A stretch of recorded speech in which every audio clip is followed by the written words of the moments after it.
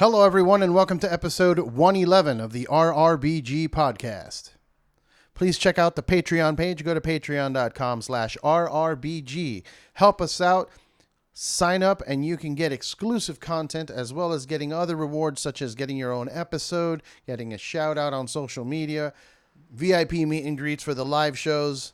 So check it out at patreon.com/RRBG. Every little bit counts. This episode is brought to you by Hofbräu.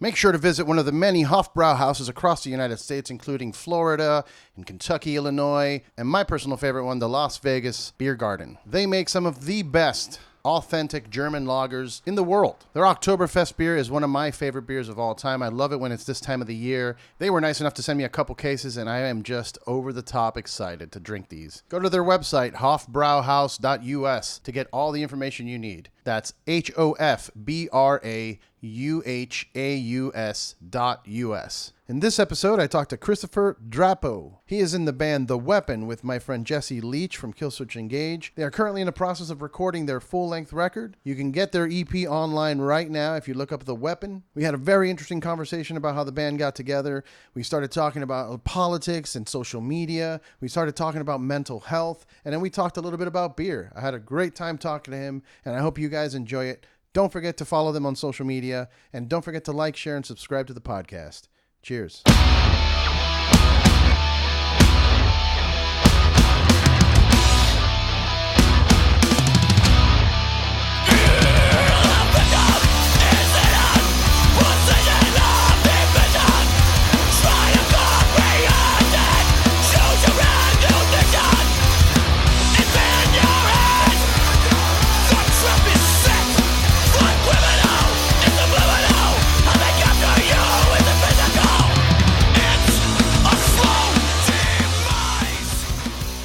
What's up, everyone? Welcome to the RRBG podcast. I'm here with Christopher Drapeau. What's up, man? How we doing? Chilling, brother.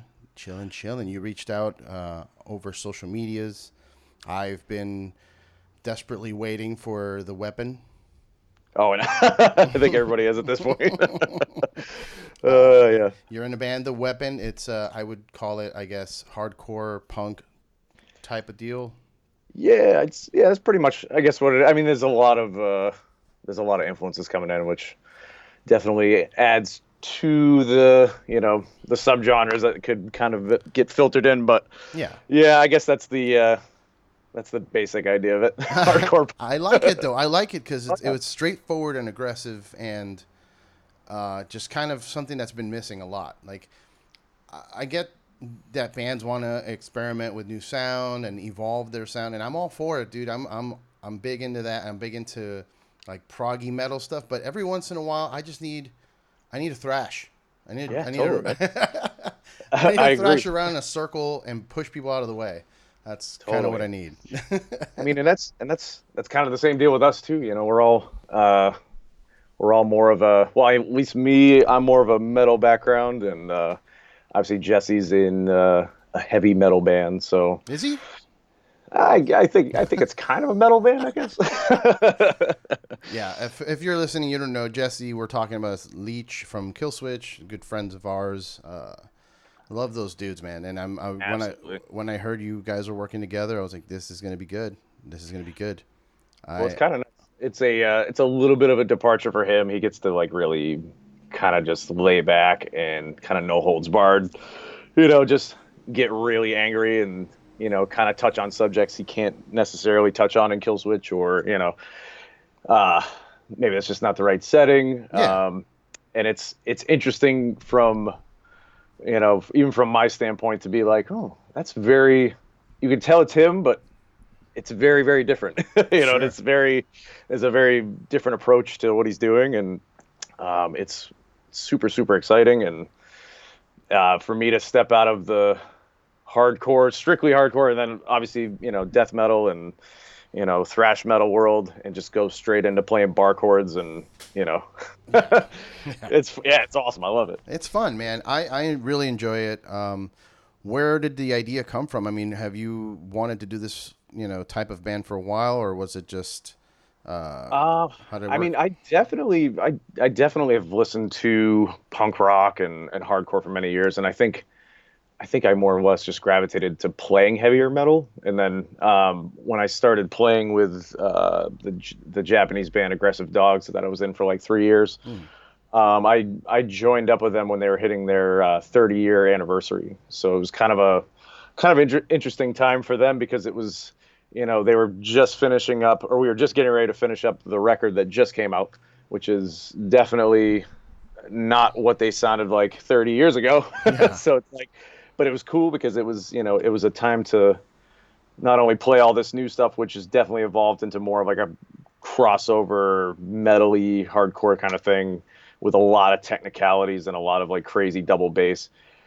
And then going back and, pulling all the stuff from the 80s that was just straight up crust punk and, just four chord insanity and, just angst, so it was, to kind of cover their entire basis was, super, super inspiring to me. And it kind of hit at the perfect time that Jesse wanted to kind of branch out and start a band like this, because I reached out to him like, I don't know, it must have been summer of 2017. And he was definitely hinting at wanting to start some kind of a punk band or some kind of a hardcore band. And I was like, hey, I happen to be right in that wheelhouse right now. Let me send you some demos. And I sent him like 2 or 3 songs that I had been kind of messing around with. And he was like, all right, let's do it. I'm going to put the rest of the band together. Hold the phone, So yeah, it was kind of perfect timing for everybody and everybody that got involved. It's been such a cool kind of, departure for everybody, and everybody that's involved is kind of doing other things, but Yeah. we get together when we can, and it's been a little bit of a long time coming, and but obviously with half the band gone for Killswitch, the Killswitch Engage schedule, it's definitely difficult to get everybody in the same room, plus we're all married and girlfriends and what have you, so Yeah. Yeah. always makes it difficult. So Yeah, for but sure, man. No, I hear you, and yeah, like I'm constantly in communication with Adam, and he's like every time I talk to him, I'm either about to leave for tour or I just got home from tour. I'm like, what the fuck? How do you yeah, have a man, life, dude? Like I know that's it's insane. oh my god, like it's a constant schedule for them, and every time like they do a whatever 2 year schedule of touring, then it's like oh new album, another two. Yeah, exactly. Yeah, yeah. Yeah, But I mean, I think they just got home from their last tour. yeah. Just went up and caught up with those dudes in Port Chester, New York last week. It was quite awesome. And so I believe they just got home, and we're gonna get our asses in gear. We've got all the music recorded for the full length, and Nice. Jesse's just gonna step in and drop his vocals in, and I'm gonna put the mix on it as soon as I can, and then hopefully by fall we'll have some material out. Hell yeah. And, well, you currently have stuff out. Like if someone's listening and hasn't heard it yet, there's 2 Yeah. songs you guys have up on your page. Yep. We have 2 songs. We have the songs At What Cost and Shotgun Anarchy, which we recorded probably like a year and a half ago or so, and it was we actually re-recorded both of those songs, so they're going to be a lot better and Oh, nice. a little faster, a little more pissed off, I guess. But Nice. yeah, so we've got those 2, and then 7 other fresh songs that are going to be coming out very soon. But yeah, our Bandcamp still has those 2 demo versions up at the moment. So yeah, if you haven't checked it out, please do. Very cool. And did you guys get picked up by a label yet, or is something you're looking at? When we first released the first couple of songs, it was kind of a rush of a lot of smaller independent labels, and a lot of people were reaching out just in curiosity to see what we were doing. And I think from day one, this has really just kind of been like a kind of a DIY approach. Okay. I think we definitely want to do like a 7-inch. There's definitely things we want to do, but we're definitely kind of stepping back too and just being like, yeah, we'll cross that bridge when we get there. You know what I mean? Like we're not like trying to rush right out and sign some record deal or something like that. So, Hey, but there's definitely a lot of interest. There's definitely a lot of people curious as to what we've got going on. So and I'm sure that'll continue once we get these other songs out. So, but as of right now, it's just like, we record at Andy's, our drummer, his studio, Dark City Studios up in Yonkers. We do all our recording there. He does the engineering. I do all the mixing, and Josh, our bass player, he's been doing all the design. He got all our patches done. He's done all the logos. And, so it's all very much in-house at the moment. So we're kind of just keeping it that way. So good, man. Hey, it goes with the theme of the music, like the style of the music, the DIY mentality. It's if you allow me to say, on brand.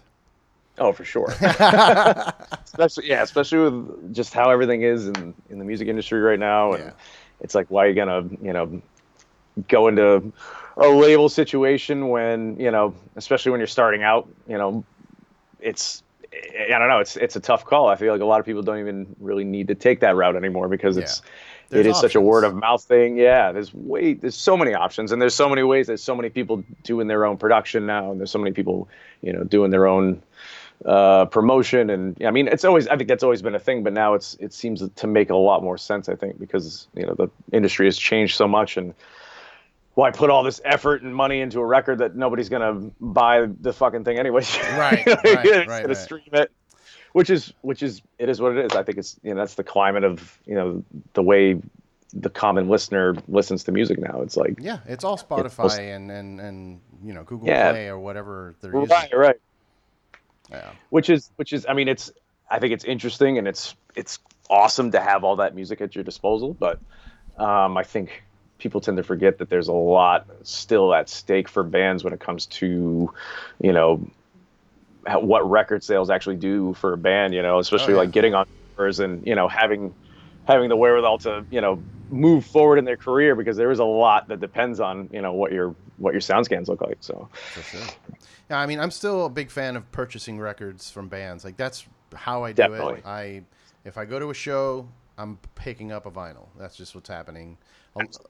Thankfully, I've had a few friends that will just toss it at me, and I'm like, dude, I know this costs money, and they're like, no, don't worry about it.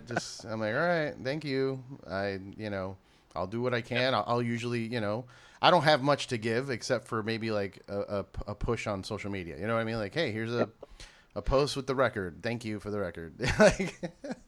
Totally. Like, fuck. I've been on a big T-shirt buying kick lately, which it's, I don't know, like I still go out and buy the record, and if I can't find it on vinyl or something like that, I'll at least, buy the MP3s or whatever. But yeah, T-shirts, man. I'm just like, I'm running out of fucking room, but I love, giving that little bit of money to anybody that's on the road, even if they're not friends of mine, I don't care. Anybody that's out, if I go to a show, try to buy something, even if it's just a patch or something like that, any of that stuff on the road, that's going to help, a lot.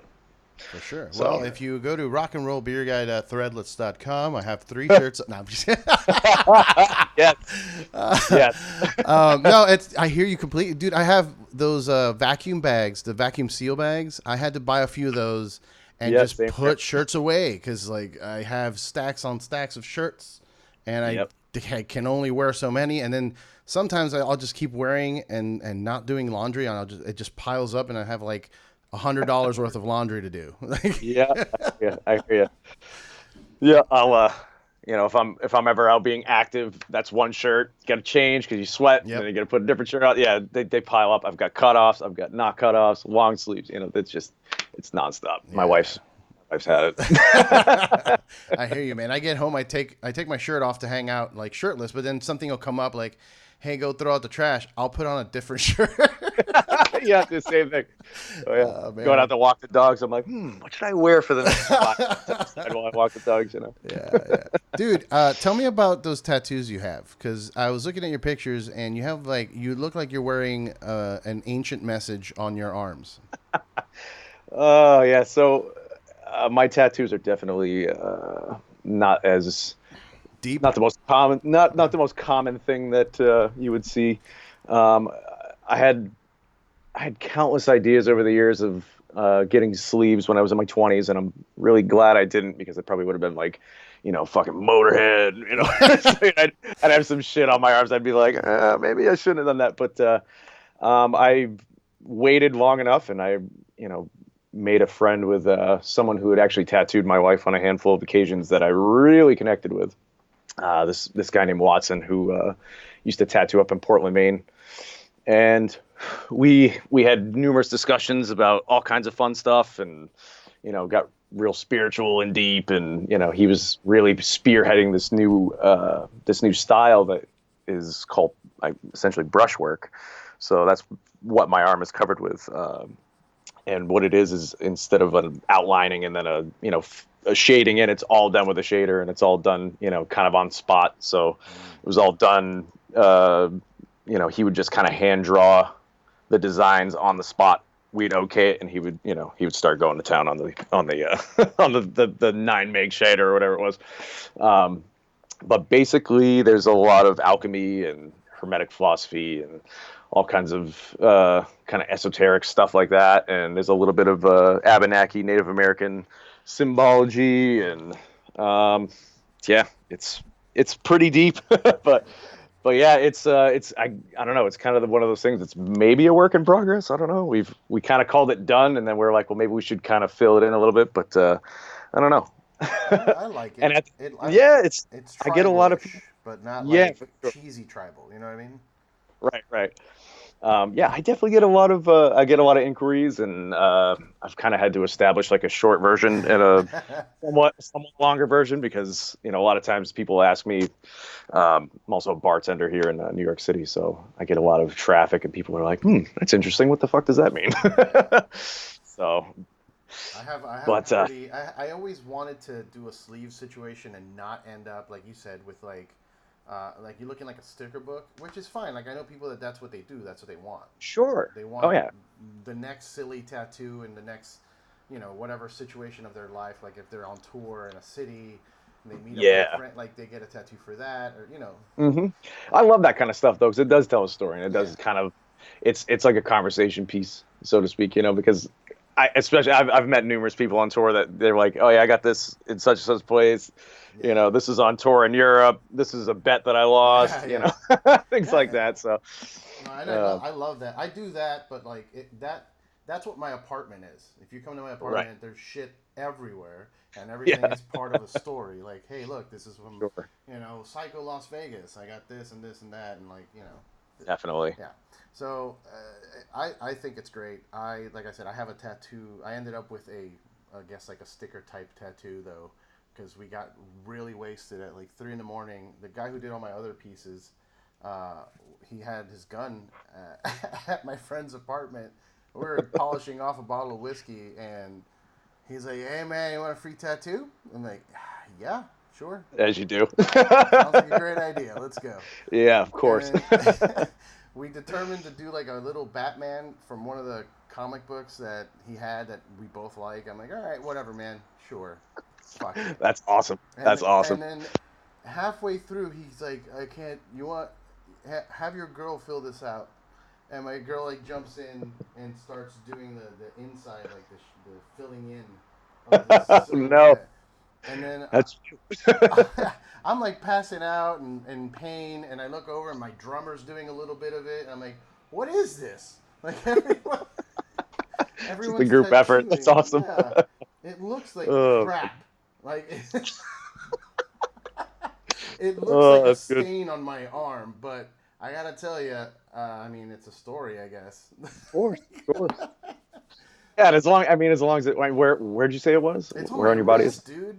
No. I was gonna say it was like on your upper leg or like on your back or something. No, I did it on my wrist. I was like, yeah, right there's fine. That looks good. Perfect. It's like, I'm just gonna wear a watch, I guess, all the time. I'm gonna start rocking the wristband thing. Make that my gimmick. There you go. Some people have like a bandana, pocket, whatever. Oh yeah. Oh man, I did end up getting one band tattooed on me years ago when I was in my old band. Thy Will Be Done. We were playing some tattoo fest in where the hell was it? Lewiston, Maine. It was kind of a shit show, and there was I don't know, it was 100 some odd tattoo artists and a bunch of bands playing. It was like a whole weekend thing, and we showed up and sat in our little. It was at a big hockey rink, so we had a dressing room as our, or like a what do you call it, a locker room Yeah. as a dressing room. We just kind of sat in there drinking some drinks and talking all kinds of shit. And we're like, let's go get CFH tattooed on us, everybody. So we all just like, Oh man. just found a person and got the Pantera CFH, and a couple of my guys got they got it pretty visible. I'm like, I'm gonna put it on my back so I can at least not look at it all the time.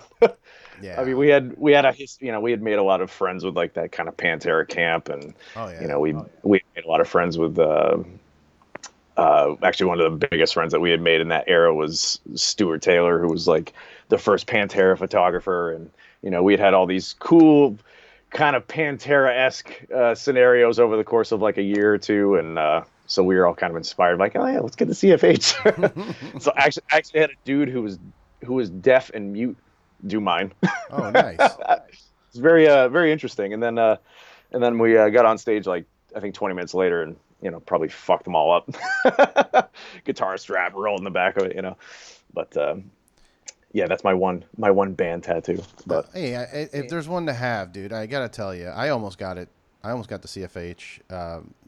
Growing up with my band friends, I was in a band for 10 years, and basically during my like formidable years, like my 20s into my early 30s. So sure. They're like my brothers, and it was all Pantera all the time. That was our lifestyle. That whole like, hey, let's shoot fireworks in front of the house and have like a house party. Yeah. And oh yeah, we fucked up a couple of a couple of hotel rooms here and there too. Not to the degree they did, because we didn't have that kind of money, but yeah, for sure. Broke a mirror or two, throw some chairs around, put some dents in the walls, stuff like that. But yeah, we got the chance on one of our tours to stop by and see Dime's the tombstone thing, that the plaque. Yeah. It pissed me off. I heard like people were desecrating that shit and putting, like Nazi signs on it and shit. Oh yeah, people were carving shit into it. Every time we were in Texas, we'd stop by, and it either would have just been cleaned up, or there'd be all kinds of stupid shit all over it. And I think that it seems like that's probably ceased a little bit. I don't think it's as much of a thing now, but so. but now Vinny's plot is there too, so hopefully that one's not getting jacked up. But I'd like to go back there, man. It was a good time. We stopped, and it was the whole tour package stopped, so it was like 10 or 11 of us, and we just started chilling there, like playing guitar and drinking and hanging out like we would at home, but just there, Yeah. And it's such a nice vibe, dude. I actually did not expect to cry, because I was like, it's I didn't know them personally, but music meant a lot. And then the second I got there, all the other boys started crying, and I was like, oh yeah, man. Yeah, dude. Yeah, we all we did the same thing. We just like, damn it. But yeah, I mean, we actually when Thy We Done did a couple of the Ride for Dime events. Oh nice. We did Texas in 2012 or 13. I can't remember what it was, and that was one of the times that we went there, and it was just there was so many people there, and just kind of having all these people come together for the same reason, and everybody's crying. You're just like, damn.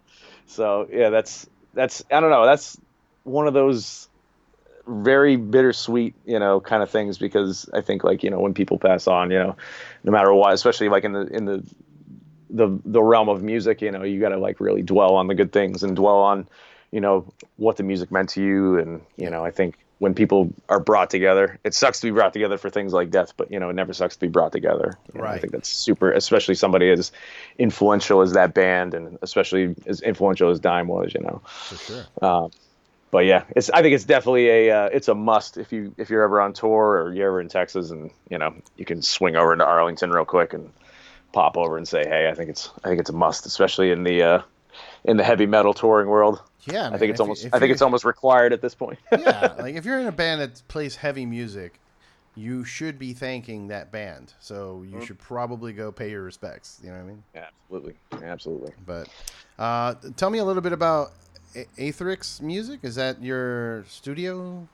Yeah, that's I mean, it's essentially just my my home studio, but it is it kind of started as a composition thing. Once I got off the road and kind of settled into more of a actually, it really kind of took off once I moved to New York. That's when I really kind of started diving into composition work and things like that. And that really kind of pushed forward, trying to get better at, mixing and trying to move forward in that realm of music. And it kind of all started with mixing my own solo work and being like, wow, this sounds pretty good. And then, hearing it next to something else and being like, well, actually kind of sounds like shit. So I should probably get better at this.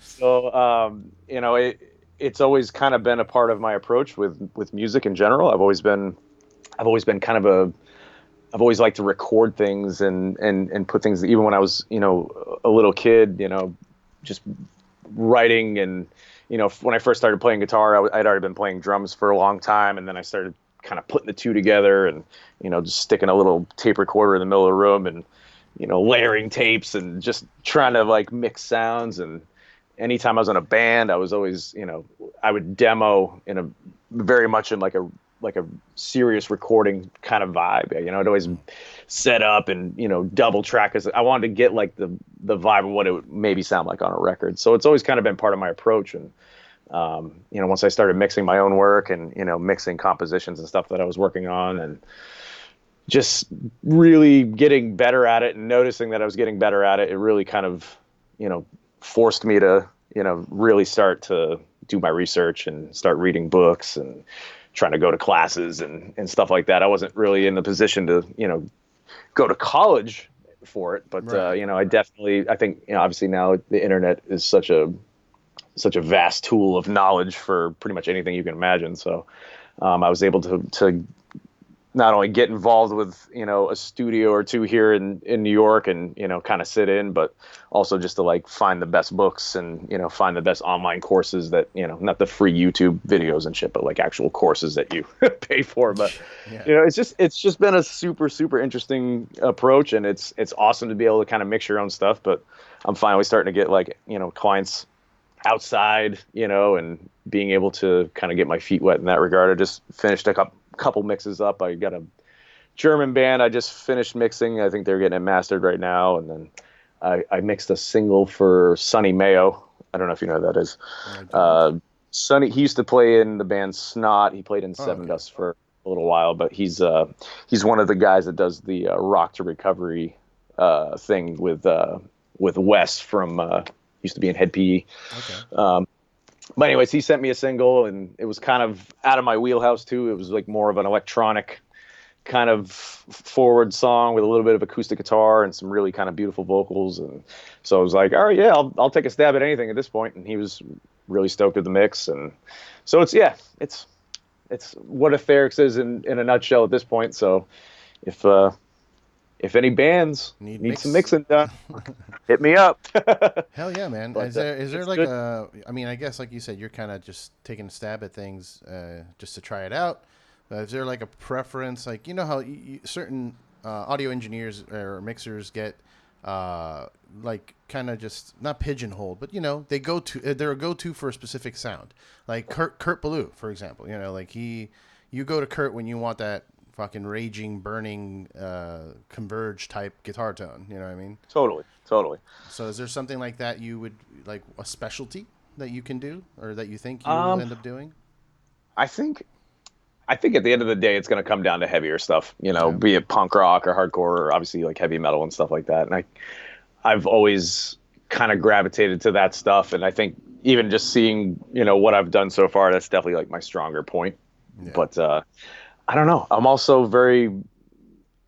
I'm very interested in doing kind of anything. I would love to do something, completely out of the box, like some really deep post rock or something, like anything like that's emotional and has, because I think when it comes to heavier stuff, not in all cases but in many cases, it's going to be very much all guns blazing, super loud. It's going to be, the dynamics are going to be pretty much pinned. Yeah. Whereas if you approach something else that has ups and downs and peaks and valleys, I think you have more of it's probably a more exciting mix, because you can really it's a challenge. And you can push the limits, get something, get the dynamics really, and work it for the kind of vibe of the song. I don't know. Yeah. It's I think you can get that in a lot of heavier music, but most of it, it's like on 11 all the time. For sure. Yeah. A lot of people don't take the time to listen to other things to kind of gain an influential point of view. Like you may hate pop music, but pay attention to the mixing and pay attention to the way it sounds and the production quality. If we can incorporate that into, like, I never got that, like, up until recently, I watched that movie Until the Light Takes Us, the movie about Varg and yeah. And so they're talking about how they wanted to sound awful. Like they were going around looking for the worst mics. And I get that. I get it as a statement, whatever. But no, dude. No. You should try and sound good. If we can get really good, high quality production value into like some of the punk and hardcore albums that I like, I think it would sound better. A lot of people think it loses the vibe or whatever. No. No. And that's the thing too. We, even with this latest Weapon record, because we did it all at Andy's studio, we worked with a few different things, and we really wanted it to sound good. And, we sat, even though it's pissed off punk rock hard, we're like, all right, fine. Let's use a bunch of really cool mics and, let's do some really, really cool things with all the amps and, different microphones and stuff. And, let's get like a really cool sound. But we're like, fuck it. We won't use a click track. We will just go in there and just blast it and just, see how it goes, but like, it's like, I think that excitement's going to come from the playing. It's going to come from the song. It's going to come from how, everything fits together. And I mean, I definitely get that, that whole Dark Throne thing, just like, how shitty can we make it sound? But man, I think about some of those older black metal records and I'm like, man, if this thing sounded sonically amazing, I wonder what that would sound like. Yeah. No, I hear you. It's just, I bet it would be amazing. Yeah. It would probably be there'd probably be so many layers. You could do so many things, but obviously it's different schools of thought on that. I'm sure other people would be like, no, it's supposed to sound like shit. I'm glad it sounds like shit. If they remaster it, I'm gonna friggin' throw it in the bin. So whatever. Like it's such an art, and I'm very thankful that the dudes we ended up producing our own stuff too, and kind of just experimenting. Like, what happens if we put 4 of the amps in this room and just mic out the room and pick up the sound of the room, like. Yeah, mix that in too, and it adds a whole like live element to the recording, so it doesn't sound too produced or too clean. Where totally, shit like that, and it's an art form, and I didn't know any of that shit. I come from a very different world where I grew up, Cuban, surrounded by Cubans, and it was just salsa music, and occasionally my dad would show me a Pink Floyd song or Led Zeppelin song, because I was like, that's what I want to hear. Can you show me more of that? Just kind of branch out. I had no idea, and then I kind of just started exploring more and more of that. And dude, I don't understand a lot of the cultural things like that. Like, let's make it sound like shit. No. Yeah. What? No, it's like you would think you would want it to sound as absolutely at its best, Yeah. I don't know. At least I don't know. That's the way I would want it to sound. But Yeah, I've always thought about that world of being an engineer because I love music, and when I'll hear stuff and I'm just like, wish they would have done this there, Yeah. Oh, totally. Yeah. I've always done that, and that's definitely it's still come up. I'm always thinking like, where. Anytime I've been, in some kind of a studio setting, it's like, I'm always thinking especially if I'm watching something, being put together, it's like, I'm thinking like, what if you did this instead? I always have those gears there, and it's not necessarily just the idea of changing something. It's just, try it out. It might be exactly what you needed, Yeah. And we live in a weird time and world where you can't really just tell someone that because they get pissed. They start, you're challenging their ego and their, their life. They're like, how dare you, sir? Oh, yeah. How dare you? I've been doing this for 20 years. Like, yes. Yeah. Well, things change. They do. They absolutely do. Yeah, man. I don't know. It's easy. No, it's easy nowadays though, because you can really just try anything. And if if it doesn't work, you can just click undo a few times. You know what I mean? Yeah. It's not like you got to cut tape and shit anymore, unless you're actually doing something analog. But everything's so quick, and easy to like, move stuff around and see what different things work. Especially with like arrangements and stuff. Or, it is an interesting time to see, what all the possibilities, not all, but what a lot of the possibilities are with certain things. I'll sit down with like a finished session and be like, what if we move this over here and see if that works, and I don't know, it's so easy to make these little minute changes to see if it changes the song for the better. But if it sucks, you put it back, 2 seconds, done. Yeah, it's a great time for that, to be able to experiment with music. And the reason I brought it up earlier with the Cuban upbringing is you talk to my friends and they don't understand the complexity, how deep the metal genre is. Like, they don't know that there's a difference between Cradle of Filth and Behemoth. Like, they don't see a difference there. To them, it's all the same. And like, I'll have that. My old band, we were. I like to call it music for musicians, because it was usually the bands watching us and like kind of like trying to like figure out what we were doing up there, because the general populace will listen to it and just be like, oh, they're fucking up on stage. It's like, no, we're doing that on purpose. Don't worry about it. Right. This isn't for you. Right. It's true though. But yeah, I'm showing them that, and they'll come up to me and be like, oh, you guys really sound like Rob Zombie. And I'm like, what? I'm like, no, not at all. No. It's like insulting. No. I mean, good for Rob. He's a successful musician. However, no, that's not White Zombie rules. Yeah. I love old White Zombie. Yeah, dude. I grew up with that shit. Like, Beavis and Butthead showed me White Zombie. Oh my God. But yeah, I come from a whole different world where I'm exploring all these different elements of metal, and I don't have a limit anymore. And I see people that do limit themselves with this like weird elitist type of mentality. Like, I don't listen to Opeth anymore because they're singing. Like, okay, dude. I love that new stuff though. And that's the thing. Like when I was a kid, I was I grew up in a small, like ski area in northern New Hampshire, and there wasn't really like a scene. There wasn't music stores. It was the type of thing where, I was lucky enough to have a brother that was super into music, and he was into everything.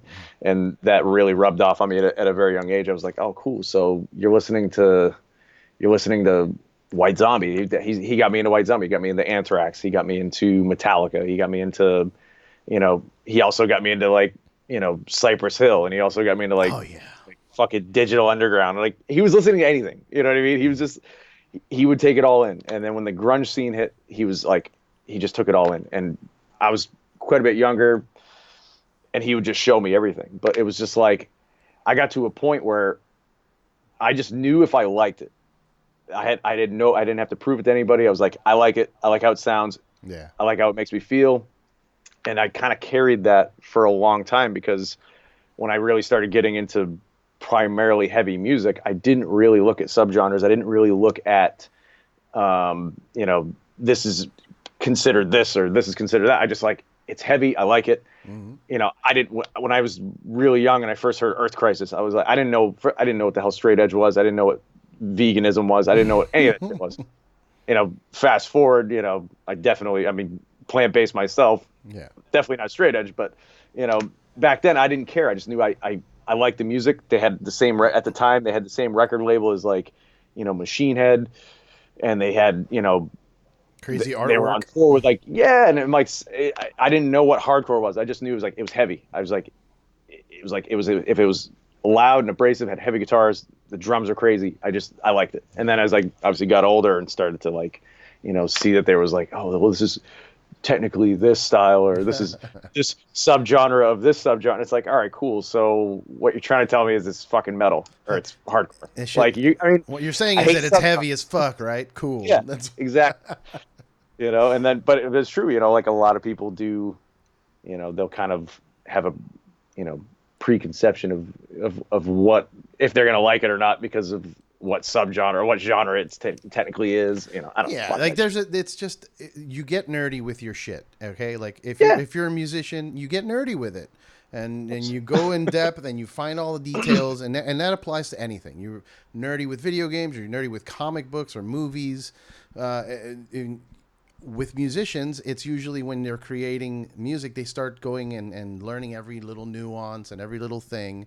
And you don't realize that you become obsessed and like you become a perfectionist type of. It doesn't matter. The fans just want to hear music. Like the depth of your insanity and nerdiness in your music is not being accepted by the crowd that's listening to it.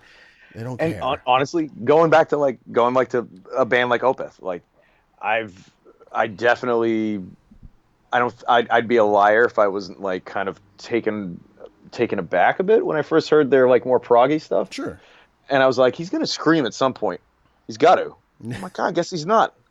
But I grew to love it, and I was like, I'll always have those old records where he's screaming. Yep. And they're still playing. It's not like they're like, all right, we've completely changed our format. We're never going to do the heavy stuff ever again. Like, and honestly, being a fan of like any kind of prog rock, it's an amazing prog rock record. And it's like, and it goes back to what we were saying, like with musicians, you get to a certain point where you're like, I need to branch out or I'm going to lose my fucking mind. Yeah.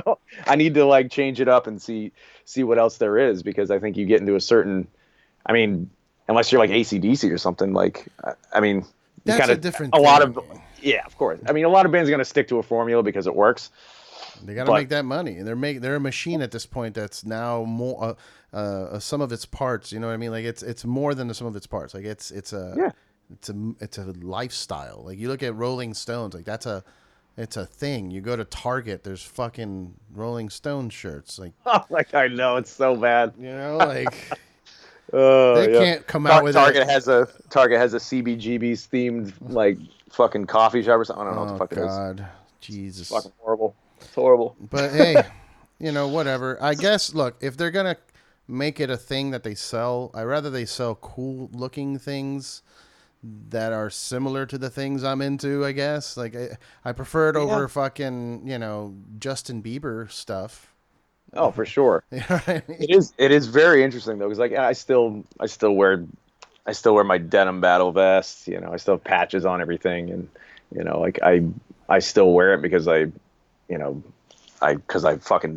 live the shit. You know what I mean? Because you like, made it, because it's a real jacket that it's like there's hours and hours put into this, and I'm so pumped that like it's such a thing. But like I see, I actually get a lot of compliments, and people I'm like, you probably have no fucking idea any of the bands on this thing. You don't know any of the pins. And like, but it's so accepted now, and it's so cool. It's like Kanye West wears a leather jacket with like a municipal waste patch or some shit, and everybody loses their mind. At the end of the day, it's like, I mean, I got made fun of in school for wearing a Metallica shirt, and now it's like that's all you fucking see is everybody's wearing Metallica shirts. It's like what? I've gotten to the point too, especially working in a bar. If someone comes in and they don't necessarily have that Metallica fan aesthetic, I just ask them, like, what's your favorite record? I'm like, yeah, I don't listen to that shit. Reload. Like, Saint Anger. Saint Anger. Oh, Jesus. Yeah, no, I hear you. It's a weird thing. I get it. I feel that weird tinge of disgust when I see it.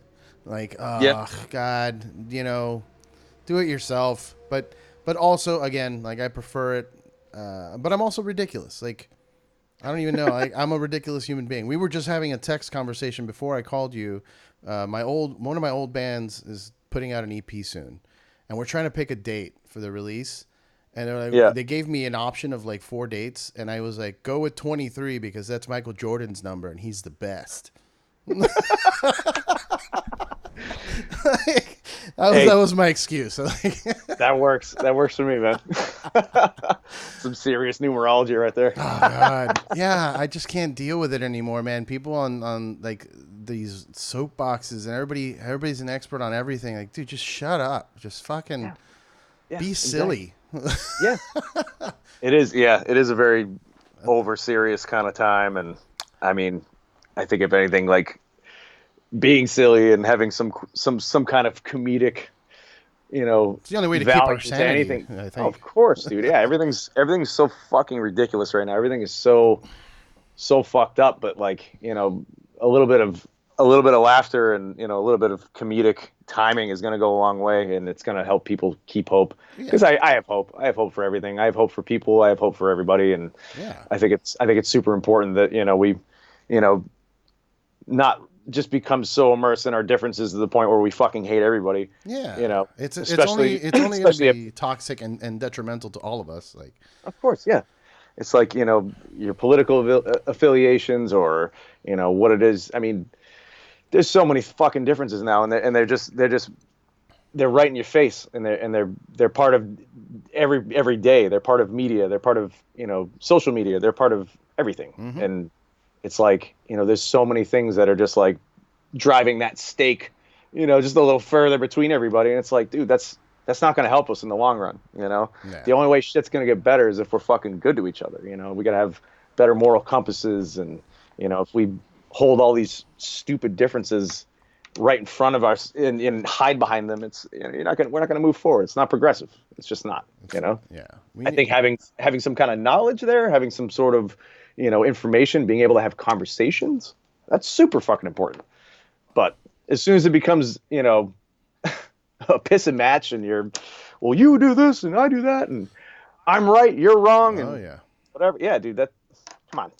That doesn't make it. Does no one's gonna win that? Yeah, you're both wrong. Like that's just exactly. That's all that's going on here. It's the two drunk uncles at Thanksgiving dinner, just yelling at each other.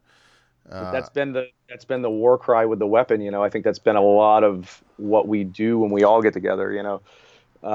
Is we have conversations, and I think we all kind of come down on a lot of the same side of things, but we also have our differences. And I think we also, we can talk about why we have those differences and come to some kind of common ground. And I think that should be a goal for everybody, it's finding that thing that works. And it's awesome to have, to be able to sit down with all these dudes and be like, yeah, like we're making really cool music, but it's also really kind of a breath of fresh air to be able to like be in a band and be able to say something, and to be able to say something that is necessary. And obviously, hardcore punk is the perfect vehicle for that. Yeah. I mean, I think you can kind of say it in any realm, but something like hardcore punk, it's been that vehicle for a long fucking time. And like, I think if you really need to have your eyes opened a little bit, just listen to hardcore. Even all the amazing stuff from like the 80s and 90s and stuff, like all that stuff, those dudes have been like, Sick of It All has been saying what everybody needs to fucking know from day one. and their newest record is exactly what everybody fucking needs to hear. Yeah. And it's amazing. And so it's kind of cool for us to be able to, have the conversations. And Jesse's putting his very, like, I guess, poetic forward kind of approach to it, but it's also very much more in your face than you would expect from him. So it's very, I don't know, it's very informative, and it's we're touching on a lot of different subjects. So it's definitely cool to kind of have that, you don't have to sing about something, that's within a certain parameter. It's like you can say whatever the hell you want. Yep. And it's awesome. It's either going to piss people off, or it's going to get people's gears turning, get them thinking about stuff. And that's what's important, dude. I said it in 2016 when he became president. Everybody around me was freaking out. I was actually at a Daughters concert. Nice. And everybody freaked out and started leaving. Jesus Christ. Yeah. Like, I remember the moment it happened. It was before Daughters got on stage. Everybody pulled out their phones, and I just saw everybody in the outside area in the smoking part. I heard a couple of like random like fuck. Yeah. And then people leaving, And I said that day, I'm like, well, at least we're gonna get some really cool hardcore and punk music. Yeah, definitely. I was in Japan actually when it took place, so I think it was the last night of a tour I was doing over there, and we were all out for dinner and drinks, and just kind of sitting around with a bunch of people and just doing what I normally do, which was kind of smile and nod and say the little Japanese that I know, and try to find that kind of hand coordination, certain easy words, try to have these kind of conversations. And then I kind of had a few people approach me within probably like 10 minutes. I had like 3 different dudes kind of come up to me, and they're like holding their phones out. They're like, Trump? I'm like, yeah, look at that. Holy shit. 'Cause I didn't know. I didn't have my phone on me. I was like, oh, fuck. Well, there it is. Yeah. I don't know. I think at this rate, it's such a fucking shit show with anybody that, vehemently supports what he's about. But I mean, it's such a weird topic. And I think at the end of the day, it makes me even more upset that there's a large, I guess, percentage of people that don't support that, regardless of what their affiliation is, if they're, right, left, Democrat, Republican, whatever. Just being like, okay, that's not fucking right. But there's still strife within that that large percentage of people that don't agree with that. So it drives me insane that like, even everybody that's disagreeing on that large elephant in the fucking room, it's like, why are we still arguing about this and this as well? It doesn't make any sense to me. Yeah. And a lot of it has to do with just whether you're vehemently supporting a certain color, red or blue, or you're religion, part of this. Or, yeah, of course. I wouldn't even get into religion. Yeah, look, I think, and this is from an outsider perspective. I think I've done a lot, and I've come from different cultural backgrounds, and I've traveled a lot, and all I can say right now is that maybe it's time to change all of it. Like, maybe it's time that we aren't the United States anymore, but still kind of like, it's an outside idea. Just, we still operate under certain laws, but certain segments need to be separate. Like, that's it. Sure. It just needs to be sure. Like California, Oregon, fucking Washington could be a thing. Like, it used to be that way before, and then we tried to put everybody under the same roof. Have you tried that? My whole family tried that. They tried living all together, like 12 of us in an 8-room house, and we almost murdered each other. And we're family. Right. You know what I mean? And you expect strangers to do this and adhere to the same laws and rules? No. And maybe it's time to just figure out who goes where. Like, yeah. Because if you can't live with us, then you got to go do your thing over there. Leave me alone. Totally. You know what I mean? I don't know, man. It's a weird thing, and I know it's crazy, and it's never gonna happen. And I mean, but I mean, I don't think it's as crazy to think or even want something like that, because obviously something's got to change. Yeah. Something. I mean, I think when we take a step back and we realize that, like, we're still a very, very young country. Yeah. And there's a lot that has happened, but there is still so much more. I don't want to say kinks to work out. I think kinks is a fucking understatement, but like, there is definitely a lot of things that still can and should change.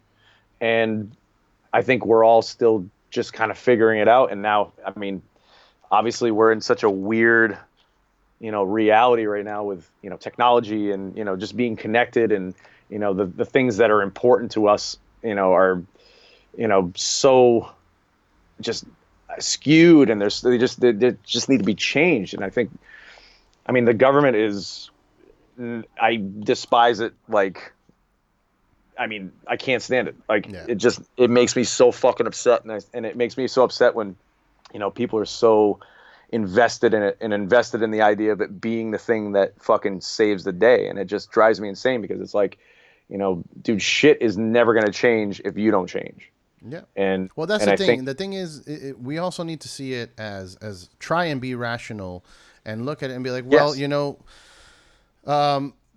not going to change, then we can't coexist. And I know that that's always been the mentality of like, oh, we can coexist, and yes, cool, but maybe not, dude. Maybe not. No, I mean, I think we can be hopeful and want different things, but it has to be rooted in reality, and has to be rooted in the current state of everything. Yeah. Because I think in our lifetime, I don't know, I have hope that things will get better, but it's like, dude, the way things are right now, you got to be realistic. I'm not going to convince, you know, I'm not going to convince certain people that what they think and what they say is wrong. Right.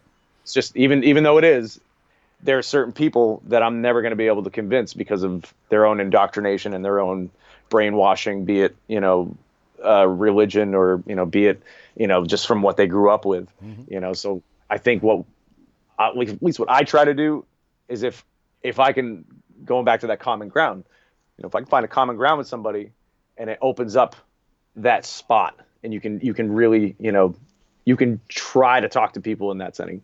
But there's just, like, if you're going to go and try to convince somebody, like I said, I'm plant-based, but I don't hold that over anybody. I never will. I didn't do this to be alienated. I didn't do this to alienate myself. But I have conversations with people when they seem interested. And I by no means use it as a way to make people feel like I'm trying to be better than them. Yeah. It's just, I know that, like, I'll have those conversations with somebody. It's like, that's really, really cool. I've tried it a couple times, or, I try to do this every once in a while. Or I try to do, like, vegetarian once a week or something like that. I'll have a conversation like that. But if I try to have a conversation with somebody who's, wrapping bacon around another piece of bacon, and then wrapping that around, like, the head of something, you know what I mean? I might not be able to convince that person. Yeah. But in the same token, that's not why I'm doing it. I'm doing it for myself, and but like I'm saying, it's like, I'm not going to convince someone what they're doing is wrong if they're so fucking entrenched in that wrong action. There's no way. Yeah. But if there's somebody that I can at least put a bug in the ear because they're a little more rational, and they don't just, hide behind their religious belief or their, political affiliation or whatever it might be. It's like, if you can find that common ground to open up a discussion and have a discussion that doesn't automatically result in, like, I'm over here and you're, like, fucking over here somewhere. Yeah. That's what I think we all need to focus on, because we got to be cool with each other, and we got to be able to settle those differences. I know it's like, kind of, even just that idea alone is a little bit far-fetched for this reality, but I mean, what are you going to do? You got to try, I guess. Yeah. Yeah. And just to be clear, because earlier I said we can't coexist or whatever, I don't mean like not existing. I also, I mean, let's live in peace, for sure, and respect each other separately if needed to be. You know what I mean? If you really can't have a conversation and just coexist, then go over there. Exactly. Go to your corner. Yeah, I totally got you, man. Yeah, and I think it sucks, though, because a lot of those people that are going into their corner are the people that are causing the biggest issues and the biggest strife in this world, and they are obviously, making the decisions that are, fucking things up. Yeah, and I'm not a specialist of like psychology specialist. Like, I'm sure that mentality of, like, go to your corner is probably terrible advice for certain people that end up, deciding to grab a gun and go out. You know what I mean? Sure. So I don't know anything about mental health, and I definitely know that I have issues with it, with myself and people around me. But fuck, man, like, something needs to happen, right? Like, something needs to happen. Like, I don't know what it is, but for sure. We need but to no, do I something. think even talking about mental health, like, obviously, I think we're in a day and age where, I think a lot of it just kind of has to do with the fact that we are so connected via social media, or, everything's instantaneous, be it news or whatever. And, it's almost become, not almost, it has become a trend to, when someone dies, especially in, like a musician or, an actor or an actress or, something like that, a lot of times people come out and they talk about it, and they talk about what it meant to them, what that person meant to them, what that person's music or movies meant to them. And, it's definitely like one of those things you see when someone passes away. It's just like your feed is just pictures of the person, and everybody's talking about it.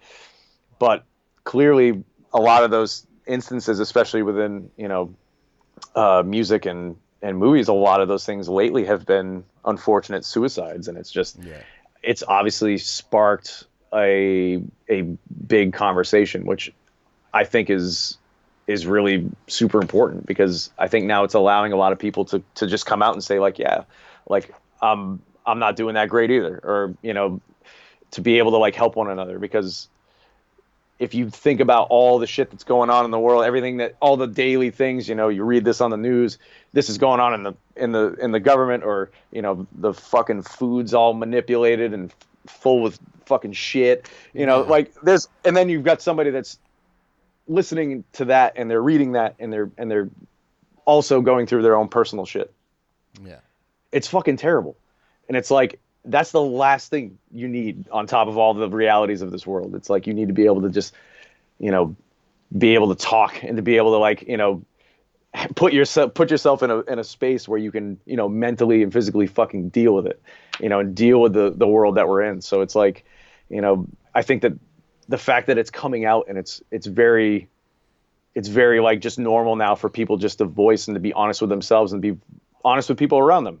You know, even like just going back to Jesse. Jesse's been a huge advocate for, you know, just knowing and being aware and being very, you know, careful, and for him to be able to be an advocate for mental health and be able to have the platform that he has and to be able to talk about it and to be able to be like, yeah, like, you know, and I've been friends with the dude for over a decade, and I know, you know, he's coming from a genuine place, and the more people say that stuff and the more people kind of make it okay for you to be like, yeah, like I'm kind of fucked up too. Like I'm not all right. It's going to allow people to like really reach out and hopefully ask for help, you know, and not take that route of, you know, reaching for, you know, a weapon or something and, you know, checking themselves out, you know. For sure, man. I gotta say, like, there's been this theory I've had, not theory, I don't know how to say this right, but I saw a speech someone gave about the use of social media and how it affects your dopamine releases in your brain, right? It's just common knowledge that when you get a like or a comment, your brain produces dopamine and it makes you happy. Yes. And when you're not getting that dopamine, you feel sad about it. You know, sure. Right? So yep. I started analyzing that, and because I started suffering from pretty bad depression, but my girl and like my friends would be like, dude, but cool shit is happening to you. And then that's what made me start analyzing it even further. I'm like, I'm going to these, you know, shows, I'm meeting my heroes, I'm having these amazing nights, you know, like hanging out with friends and meeting people and doing NAMM weekend stuff, you know, going to Vegas, do psycho, like these incredible events happen. And then 2 or 3 days later, I get hit hard. I wake up like a bag of potatoes, just fucking like lethargic and like oh, I don't want to go to work. I don't want to fucking do anything. Yeah. And it just starts getting worse and worse. And I'm like, wow, it's the dopamine of those moments. Like when I'm in them, I'm having so much fun and so much, you know, happiness. My brain is overloading. So when I don't have it, then the withdrawal effect is worse. Yeah. You know, it's true. It's true, man. And I got off Facebook almost 2 years ago. Thank God. One of the best things I've ever done. But, you know, I remain in the Instagram world, and I'd be a liar to say if, you know, if I post something and I get like a comment from somebody that's like, yo, that's really cool. Or, you know, if I'm posting something I'm really proud of, cause I definitely don't post as much as I used to. And I, you know, it's definitely one of those things that like you feel good. And then when it's not there, or like just the other day, I posted a photo of me and the Weapon guys, and I got a hair across my ass because like Instagram kind of glitched out on me, and it posted, and I was like, there's no fucking way this thing's not getting any likes. Like, what the fuck? And like, they're like, fuck with me. So I deleted it and reposted it. And then I was like, all right, there's all those likes I just fucking desperately needed for my sanity. It was like, oh, it's terrible. Yeah. But no, I hear you, dude. Like this shit comes out of nowhere. Yeah. It just happened to me 2 days ago.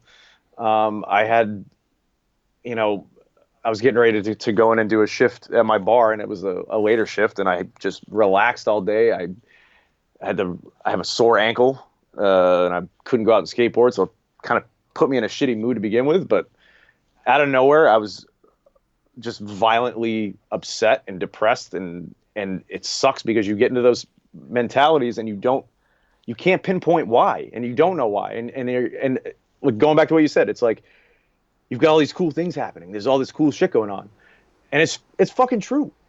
you're surrounded by so much cool shit, and then when you don't have it, you go back into reality, you go back into just normal, work day of the week or whatever it might be, and you get bummed out.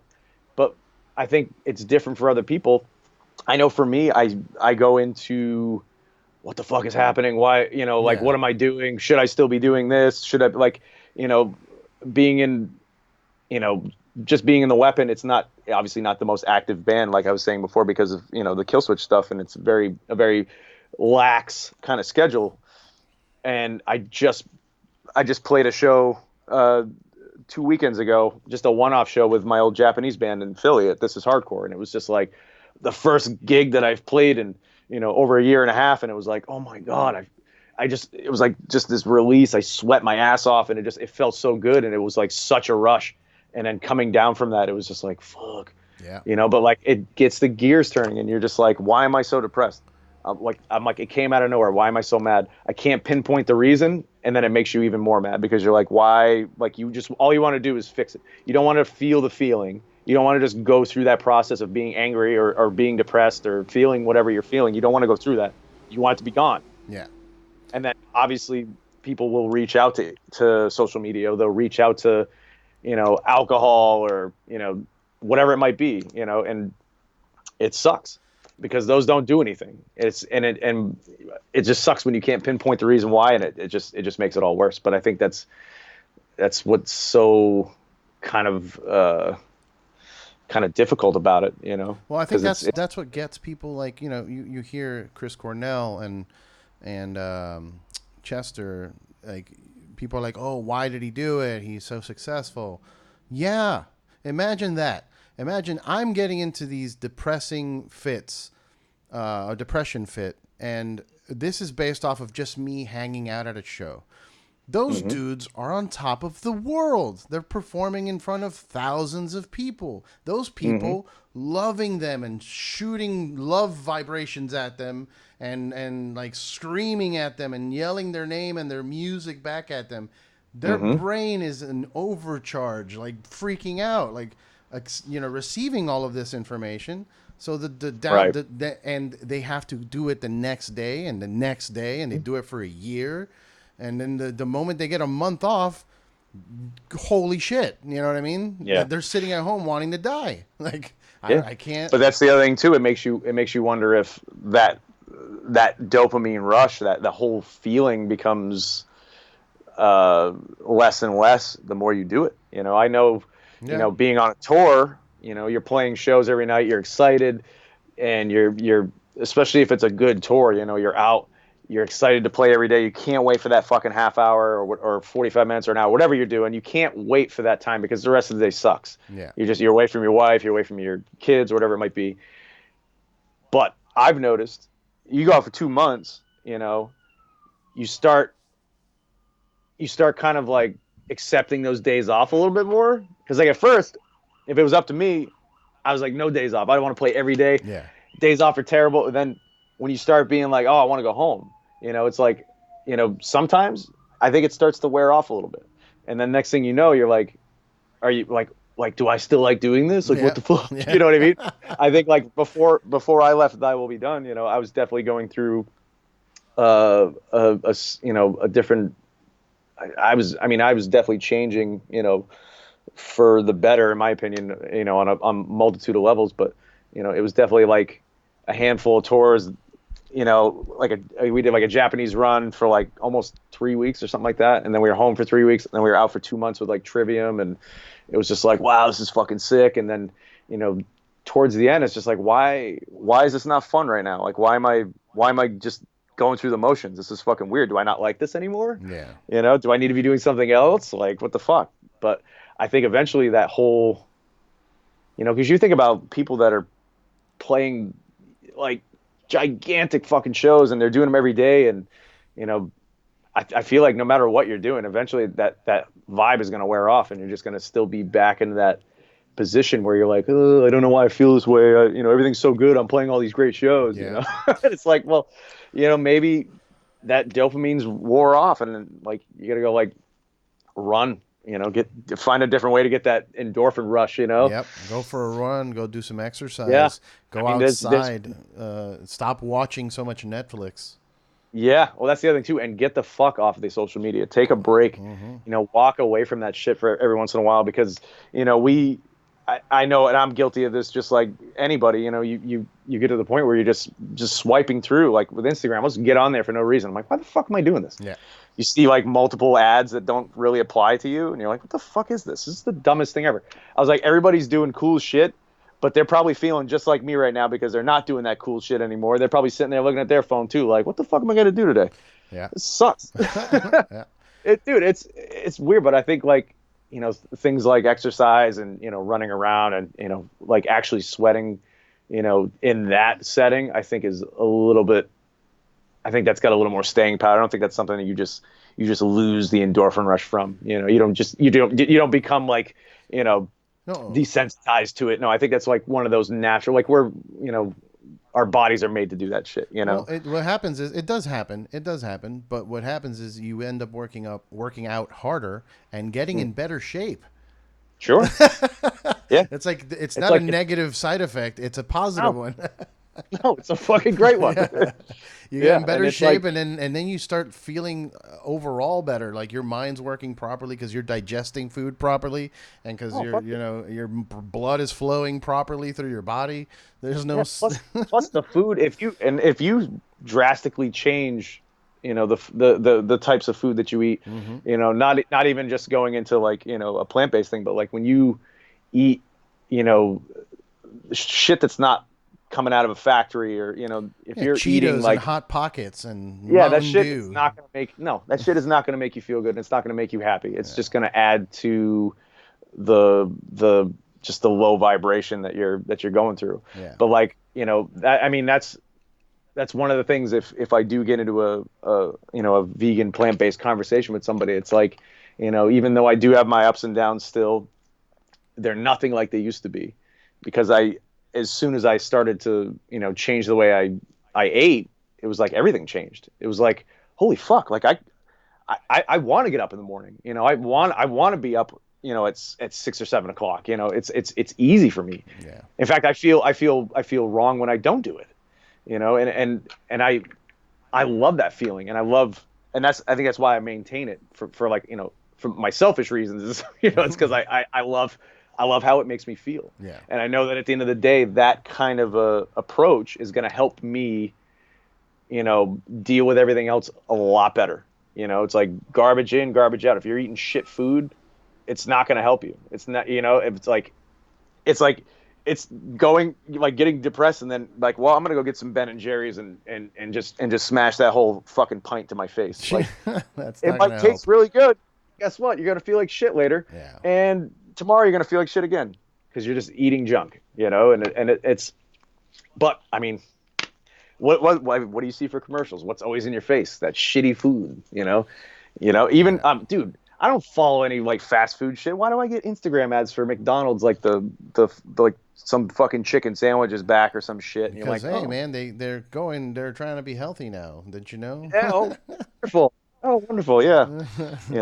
But like, people see that shit, and unfortunately they're like, yeah, maybe I do want a fucking McMuffin right now. Oh yeah. Oh yeah.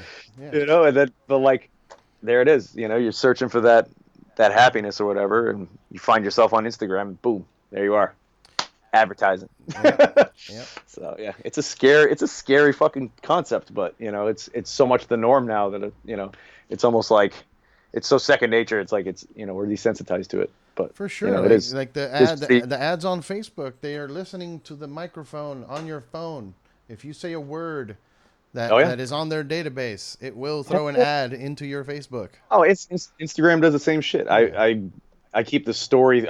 I'm one of those dudes. I keep the microphone off. Nice. No, I don't know if it fucking actually works, but I'll cross somebody. I'm walking my dogs here, and like. I'll start talking with a neighbor. What kind of dog you have? Oh, cool, right? And just like one of those typical, Brooklyn dog conversations, And then next thing you know, I get on my phone and it's like, some fucking, like Iams cat food or dog food or whatever, you get like an ad for it. Like, what the fuck? Yeah, man. It's like, a dog. I don't. I hear you talking about a dog or a cat. Either way, we got both. Here's the ad. Yeah, it's ridiculous. It's like, you're like, you know, I think we're almost naturally like, no, that's some serious fucking, like, you know, 1984, like, you know, New World Order shit. It's like, no, that's pretty real. that can't be true. That can't be true. That can't be true. No, and then totally true. Next thing you have it happen a few more times, and you're like, oh fuck. No, I've fully accepted it, and now I laugh at it. Like, whenever I see an ad, I'll, like, after something I had a conversation with or something, I just laugh. It makes me laugh now, and laughable, yeah. Yeah, and we'll have group text with a weapon, and like we'll be having a conversation. Obviously, we have all these conversations when we get together, and it's like we'll group chat. They'll just screenshot Instagram. It's like, oh look, that whatever we were talking about, I just got an ad for it. Like, oh, there it is. Yeah. Dude, it happens all the time. Yeah, I have buddies that are like, hey, you should turn the camera off on your phone. I'm like, I don't care, man. What are they gonna see? My fat face, like my fat bearded face. It doesn't matter. Yeah, as soon as you go to an airport, as soon as you travel internationally, do forget about it. You have a driver's license. You're in the system, dude. Yeah. Don't worry about it. I've got every fucking finger of mine fingerprinted in multiple countries right now. I'm like, you know, I fucked up and sent my saliva to one of those ancestry joints. Oh no. Yeah, they're gonna fucking clone me before I know. Oh no. Oh my god. Oh, you're 1/17th Native American, dude. That's all you gotta worry about. Oh yeah, and the shit keeps changing too. It's pretty fun. I thought we were all from Africa. I thought we already established this. Why are we looking this up?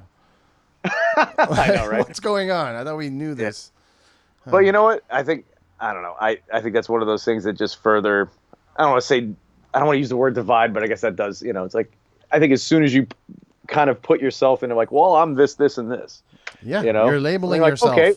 Oh, so what? Does that make you better than me? Because I'm not, you know, 15% fucking Western European or whatever it might be, you know? I am 1/16th Irish. I will drink more than you. I promise you that. Yeah. Oh man, I was kind of floored because I was like a quarter Irish. I was like, holy shit, really? Nice. I was like, I didn't know that. Yeah. I haven't looked it up. I haven't done the testing thing. I know where my family comes from, and it's just a bunch of rape and pillaging. You know what I mean? So it doesn't really matter. Oh, yeah. Half my family is from Spain, and the section of Spain that was raped and pillaged by the Celts. So there is like legitimate Viking blood. And then like those Spaniards went and took African slaves and went to Cuba and raped over there. And that's where the other half of my family came from. Like, oh, dude, I'm conflicted because I'm X amount of whatever. I mean, like I said, it's changed. I think the last time I checked, I was quite British, which is bizarre because it was such a low number at first. But then it's like, okay, so basically there's a part of my heritage that, you know, came over and fucked over the other part of my heritage. I'm like, I'm so conflicted right now. I don't know what to do. Yeah. You know? Yeah. Do you find an affinity to tea? Yeah. Man, I really enjoy tea. I do enjoy tea. No, it's like Abenaki is it's one of the East Coast, you know, Algonquin speaking Native American tribes. They're like one of the first to encounter the invasion or settling or landing or whatever you want to call it. So a lot of the Abenaki fled to what is now, you know, regions of like, you know, Quebec and stuff in like northern Vermont and New Hampshire. But yeah, they were kind of at the brunt of that whole Plymouth Rock landing thing, and you know, they're like, oh cool, you guys are bringing over all kinds of fucking diseases that our bodies have never experienced before. This is cool. Yeah. Oh, you want to trade? All right, yeah, let's trade. Oh, you want to do shitty business? Oh, cool, right on. Oh, you want to kill her? Yeah. Kill? What are these blankets? Yay. Yeah, right. I don't know. I try to be, because honestly, we can all approach it from, you know, how that kind of appears in our social setting now, but like none of us were alive, you know, in that time, you know, so I don't think we can definitely say, yeah, it sucks. And, you know, honoring a Thanksgiving holiday is kind of fucked up, but, you know, none of us really knew what it was like then. And none of us, you know, I think at some point we got to be, you know, somewhat subjective, I guess. But I don't know. Yeah, I mean, it's still fucked. I am all like, I am a person that has enjoyed holidays. Like, I like Thanksgiving. I just do it my own way. And Exactly. you know what I mean? Like, on Thanksgiving, since we're not going to work, or maybe I am working that day, but I'm just saying, like, typically you don't work on a Thanksgiving. Oh yeah. Then that's the day I hang out with my girl and we go have like a nice meal somewhere, and that's it. We just, you know what I mean? Yeah, there's nothing if it's still a way for, you know, families to get together and all that stuff, you know. I don't think it's cool that, you know, we did all the rape and pillaging. Yeah. But even with, you know, even with Christmas, it's, you know, it's a Christian holiday, and yeah, it's supposed to be about Jesus, and it's more about Santa Claus bringing presents now. Yeah, but I think like if you look into where all that was kind of derived from, or stolen from, or taken from, you know, like a lot of the, you know, older, you know, ideologies that kind of predate the Christian idea by thousands of years, you know, and or if you approach it from a pagan standpoint, obviously there's a lot of beautiful things that are, you know, rooted in nature, and, you know, yeah, that you can just celebrate that. Fuck it. Yeah. Doesn't mean you can't have a Christmas tree, you know, or you can't, you know, put some lights up in your window, or, you know, or we did the whole take our niece to go see Santa Claus at Macy's. That shit was insane. Nice. I'm like, you know, part of me doesn't want to be here, but the part of me is absolutely in love with it. So I don't know. I think you gotta pick your battles, and like, don't be so fucking serious. Yeah. You know what I mean? Just fucking live, you know? Deal with it. Live your damn life. Yeah. Try not to be an asshole to someone else. Exactly. That's check in on your friends. If you have friends, check in on them. Sure, absolutely. That's it. Have a fucking life. It's gonna be gone before you even know it. Exactly. You know what I mean? Yep. It's true, man. Dude, we haven't talked about beer once. Oh my god. Should we at least dive into that for a second? Sure. Let's talk about beer and my disappointment in where the industry has gone. No, I'm just kidding. I mean, I think that's safe. That's safe to say. There are things that have definitely happened in the beer world that have definitely turned me off. I don't think so much lately, as much as, say, like maybe like 5 or 6 years ago. I think it got a little out of hand there. It's still pretty out of hand, man. They're not even making beer anymore. There are people just straight up making smoothies. Oh God, all the lactose beers. Yeah, that shit is insane. Yeah, dude. Like, what are you even doing? You know how many years we spent trying to make it so that beer is nice and crisp and clear, and you just fucked all of that up? Yeah. Oh, dude, it's the worst. Because you wanted to put brownies into your fucking stout? What? Oh man. Yeah, there's a lot of breweries in New York City. I mean, there's a lot of breweries in New York in general, but especially Brooklyn, right? There's a bunch there. Yeah, so many in Brooklyn. It's insane. Yeah.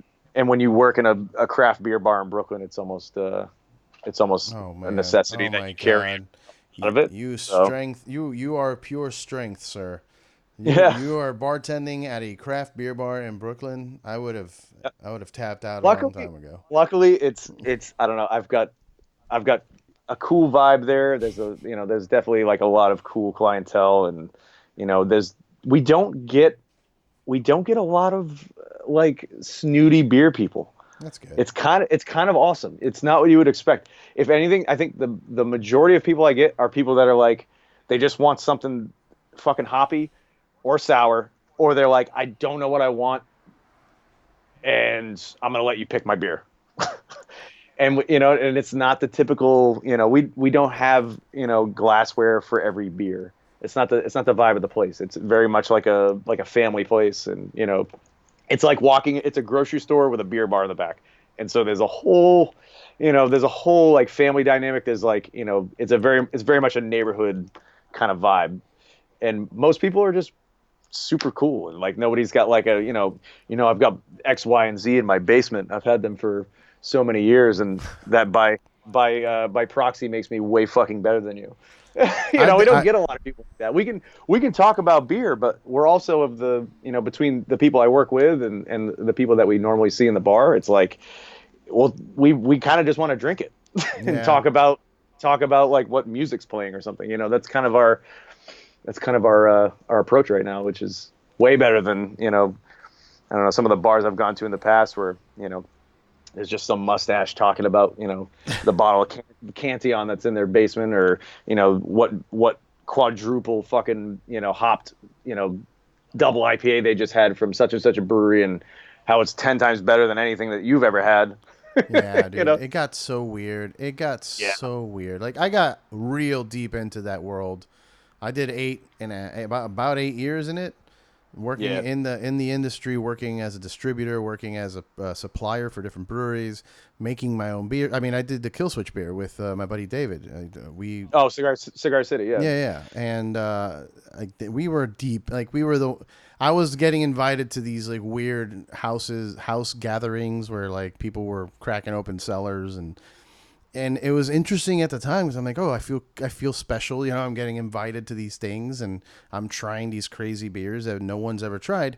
But when the time came for me, because I was getting these bottles given to me, or I would find them, and when the time came for me to share, I would just bring a cooler out with everything. I'd be like, here you go, guys, let's drink. And people would come up to me like, oh my God, I can't believe you popped this. It's like, why?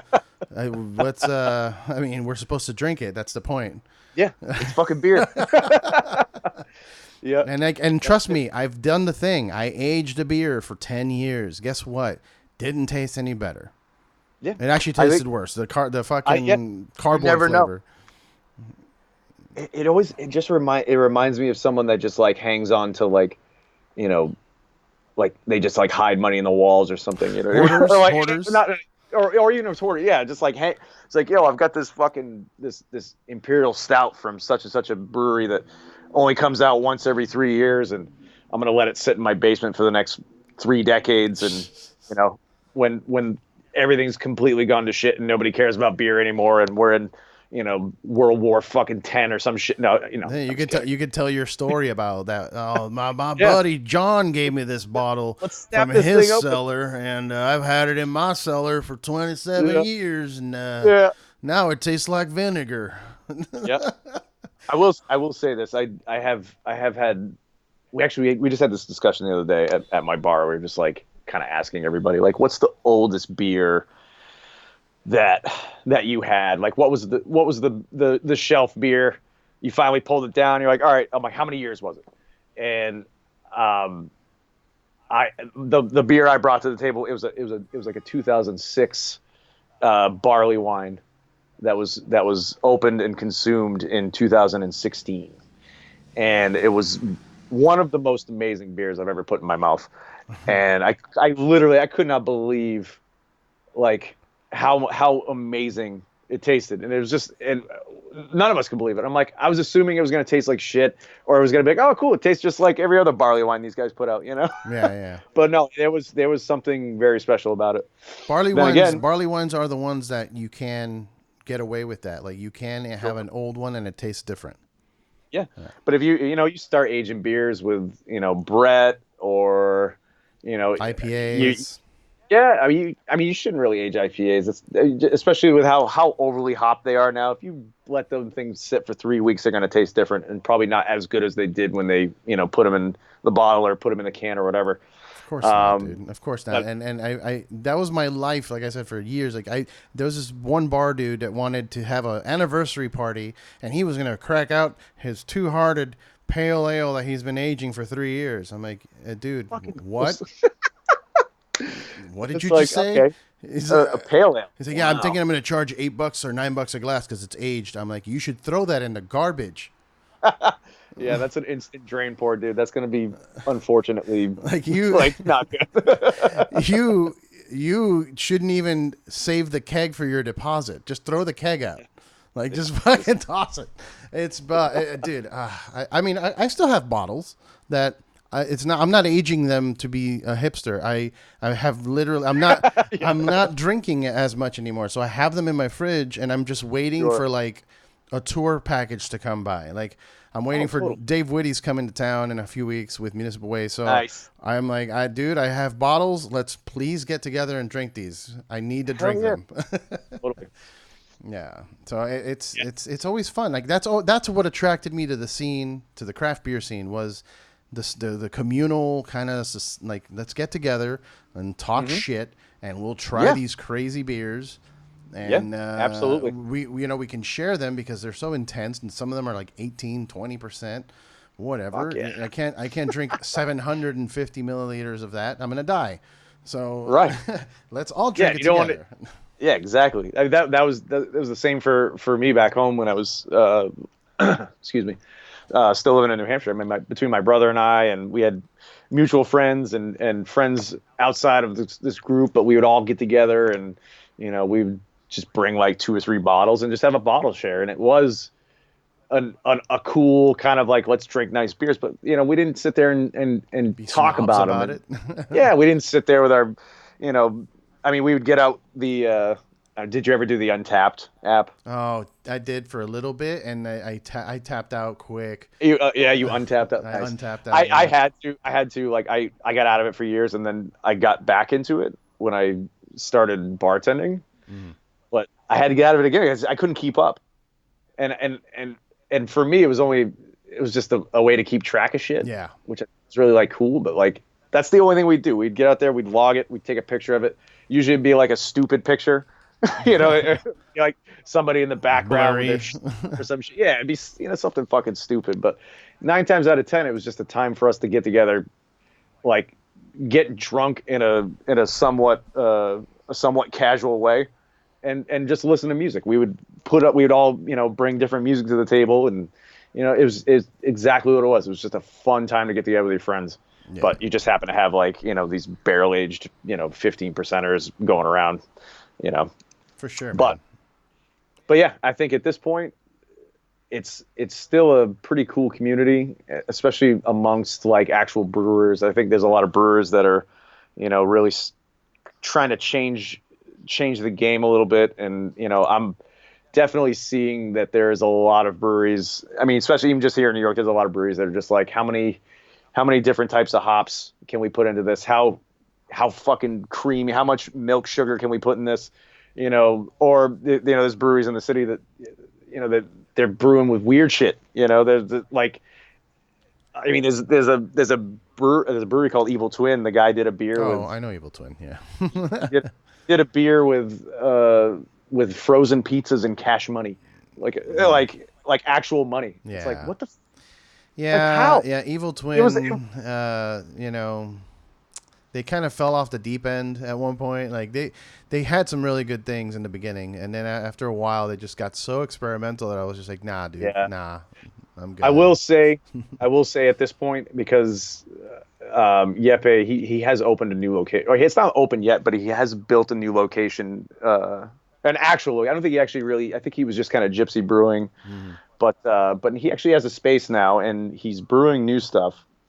And he's brewing with, I forget the gentleman's name, but he's the guy from, I believe, Root and Branch Brewing.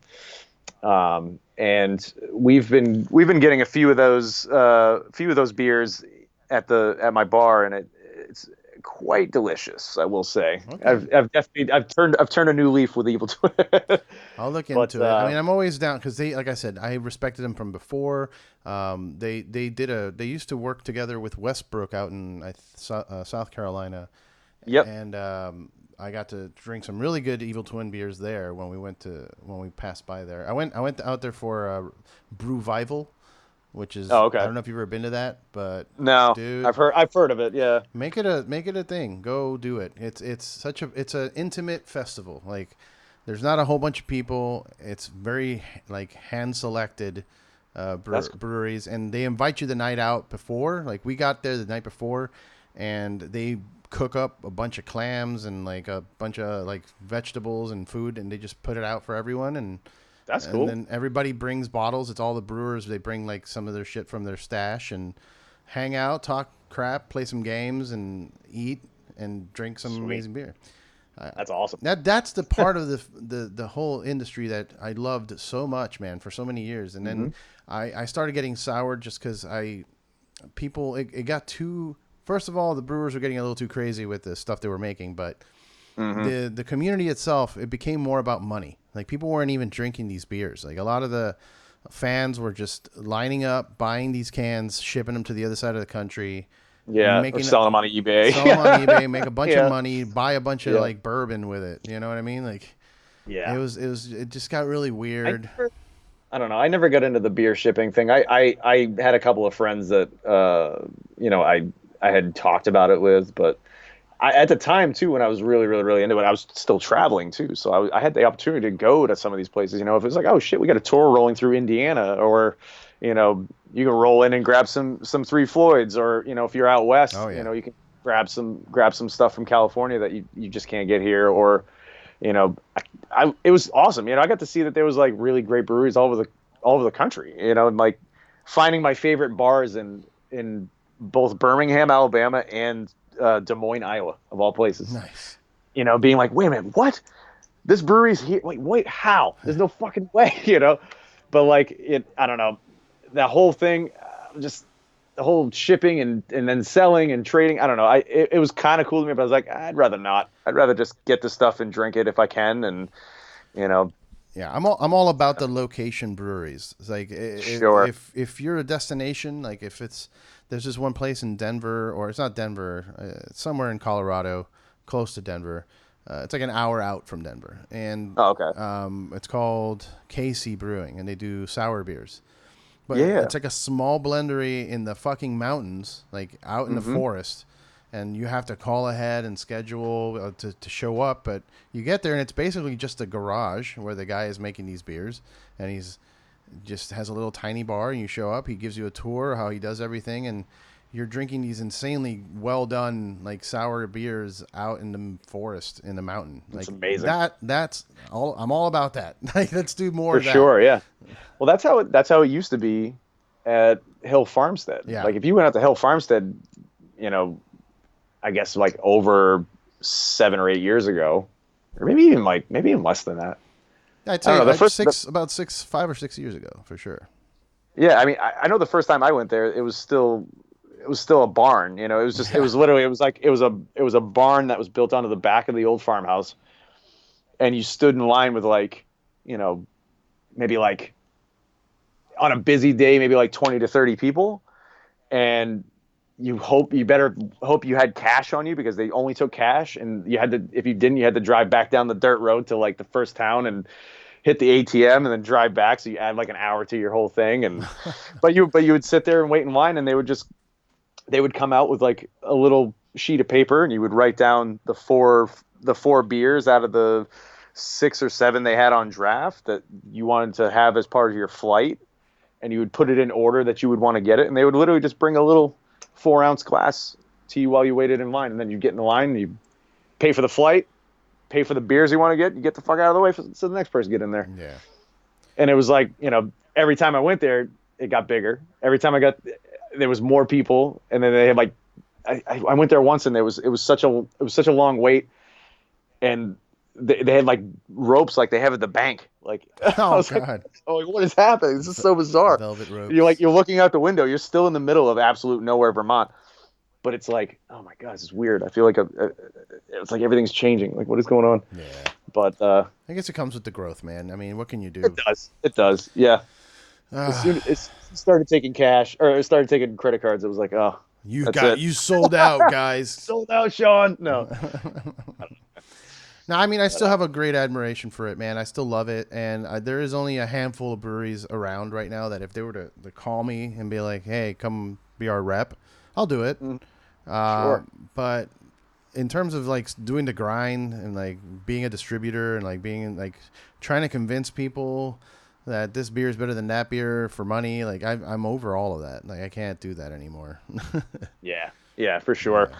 But I think what's really cool now, though, and I think it's been a thing for a while. I kind of saw it really kind of take off when I was still actively touring, and that was just like the kind of marriage, the kind of unsung connection between specifically heavy music, but like really kind of all music. But like I think really heavy music and craft beer have really gone hand in hand for a long time, and it's really, really awesome to see, how that's still very much a thing. Like there's beer music festivals, and Oh yeah. there's all these bands that are brewing with breweries. Like, I mean, there's a brewery here in Brooklyn called KCBC, and they've done beers with Thrice. They've Oh done yeah. beers with. They did a beer with Behemoth, this crazy double IPA. It was outstanding. They've done beers with all kinds of bands, and it's amazing, Yeah, And I'm all for that.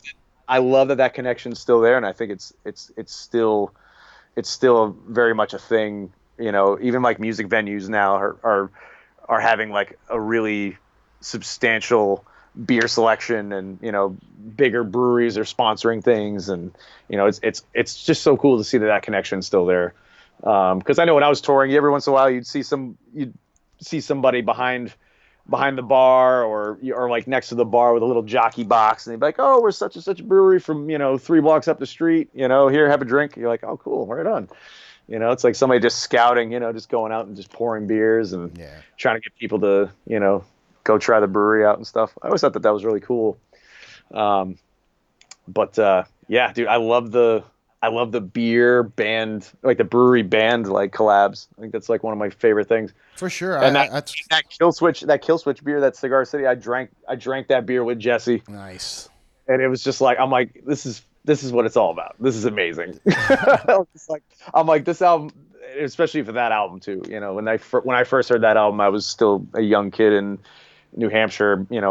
Years before becoming fans, or like friends with Killswitch, or especially friends with Jesse, and to like kind of like think back to that and just be like, now I'm sharing the beer with Jesse. This is what it's all about. This is like insane, Yeah, dude. And I'm like, what a great beer it was. It was a fantastic IPA. Delicious. Well, I'll say a partial thank you. But, Adam had Of a lot to do with it, and David had a lot to do with it.